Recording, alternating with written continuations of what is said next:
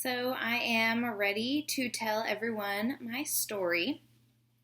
My name is Elizabeth, and I live in San Antonio, Texas. I just turned 32. I was diagnosed with stage 3 breast cancer about 6 months ago in January of 2015. When I first heard the news, I really didn't know how I should react. I didn't know if I should burst out crying. I didn't know if I should immediately start acting like a soldier and saying, I'm going to fight this and we're going to win this battle. I really didn't know. My husband and I both were very quiet. We asked a few questions, but that diagnosis is really so overwhelming, I didn't know what to think. My life turned upside down, and there were so many questions in the air on what life was going to look like. I've decided to record my story for any other women who may be facing this issue so that they might have a peek at what life really looks like when you get that diagnosis of breast cancer. First symptoms that I discovered were a little unusual. Normally when you think about breast cancer, you think about finding a lump in your breast or just seeing something on your routine mammogram. Well, I instead had some fluid leaking from my right breast, which was definitely not right. So I went into the doctor, and as you heard, I had lots of tests and found out, that it was stage 3 breast cancer. Really, it all happened so fast. I mean, I got that diagnosis on a Monday, and by Wednesday, I had a treatment plan. The location of the 2 tumors I had in the center of my breast meant that a lumpectomy was not a possibility. I was looking at a mastectomy no matter what. Because it was stage 3 diagnosis from the images that they had taken, the doctors expected I would be having a mastectomy. Then after that healed, going into chemotherapy and then radiation treatment. To be honest, more than anything, the chemotherapy scared me. I wasn't feeling sick. I really wasn't feeling sick. I felt like a normal person, and the thought of having chemotherapy and actually feeling sick and actually feeling like I had cancer was the scariest thought. And, I was really terrified of the chemotherapy more than the mastectomy, more than radiation, more than the diagnosis itself. The chemotherapy scared me more than anything. I did not want to feel sick. I didn't want to look like I had cancer. I really wanted to continue living as close to a normal life as I have always done. What I would like to share with you is how it impacted my family, this diagnosis. So I'm going to introduce you to my parents and my daughter and my husband so that you can see, how it impacted their life.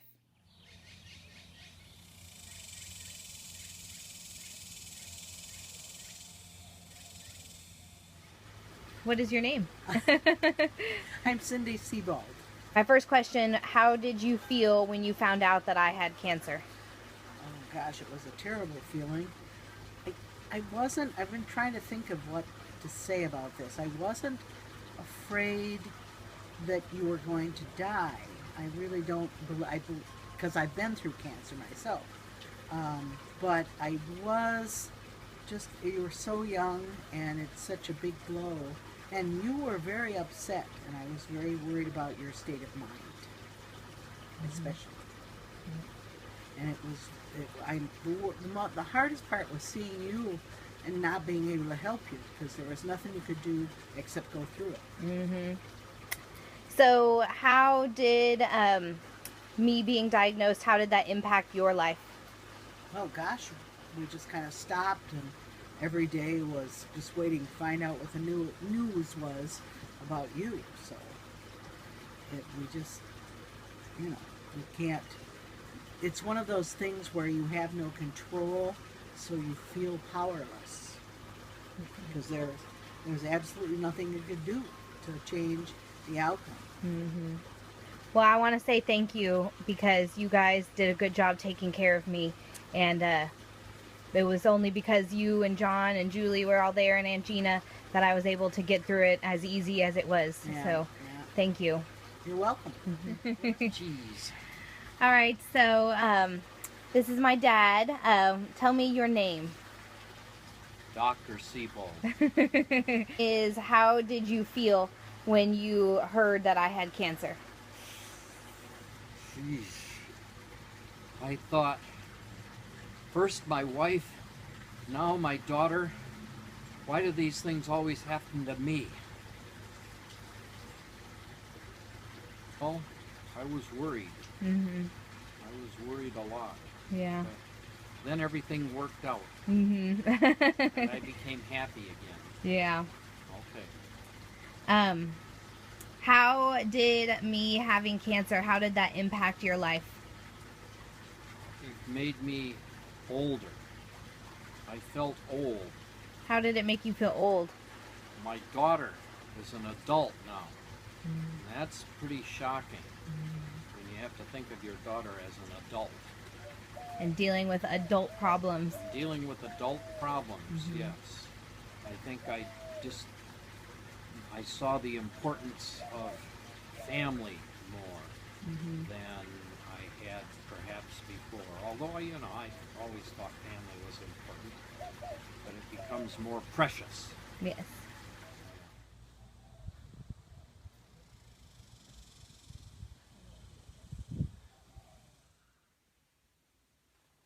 All right. So, can you tell me your name? My name is John. How long have we been married? We have been married since 2000. Is that? So my first question is, how did you feel when you found out that I had cancer?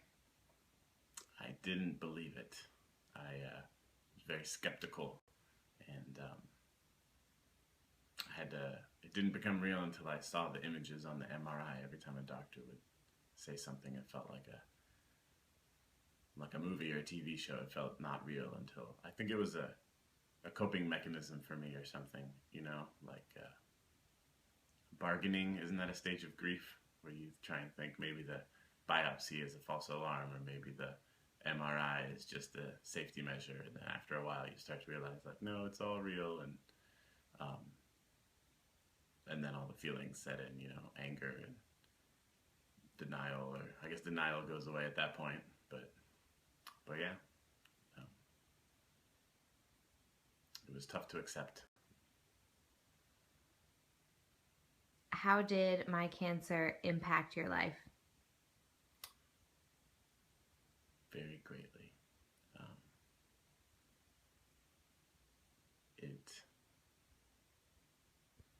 I try to keep things calm and not shallow, but keep the waters not choppy, and it really shook me up. It made me feel everything more intensely. So sadder sads and angrier angries, and not at anybody, but just at the unfairness of it all. And it definitely made my heart grow a few sizes. So the love also grew. It wasn't all bad emotions that doubled and deepened, but yeah, just a lot of feelings for you. Okay, so can you tell me your name? Juliet, I think. Okay. Do you know what it means to have cancer? Yeah, that means that you gotta go to the hospital and get, like, part of you ripped out.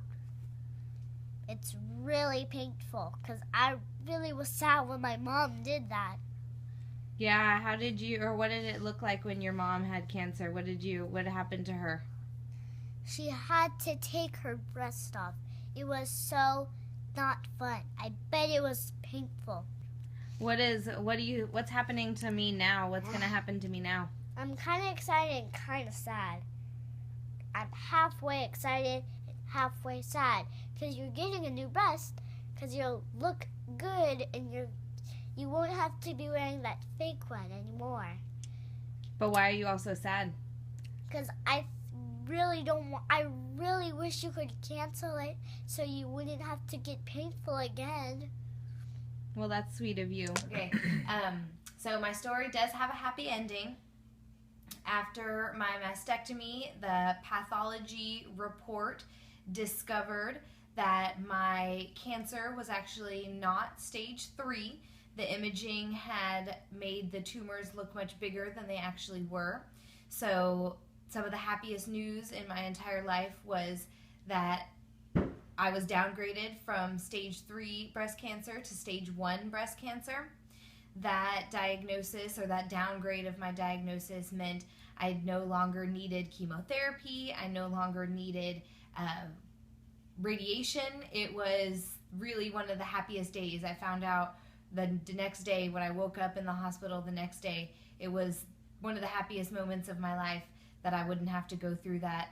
The only further treatment I need now, as far as the cancer is concerned, is a daily dose of tamoxifen for the next 10 years, and that's a preventative measure to make sure that I will never get this same type of cancer again.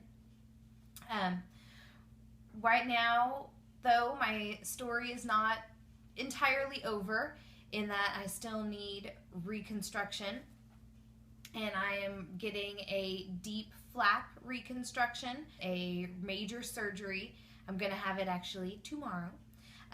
This major surgery will take tissue from my stomach and skin from my stomach in order to replace or create a new breast, and then they're going to go ahead and do a prophylactic mastectomy on the left side. And then, they're going to create 2 new breasts out of my own body tissue, so I will get a tummy tuck along with 2 new breasts.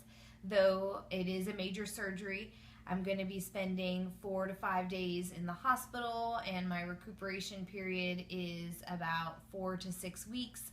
I'm going to be sent home with drains. It's a very scary prospect, but I'm looking forward to having my body whole again. And it's nice to think that everything that's going to be made up again is actually from my own body. There's still going to be nothing fake inside my body, which I'm excited about. So that's what's going to happen to me. I wanted to share with you what my experience has been, and I'm hoping to share also with you what it's like as I go through this next surgery, which is tomorrow, and what that recuperation period looks like for any other women who might possibly be having this same type of procedure after their breast cancer story is complete. So thank you guys for watching.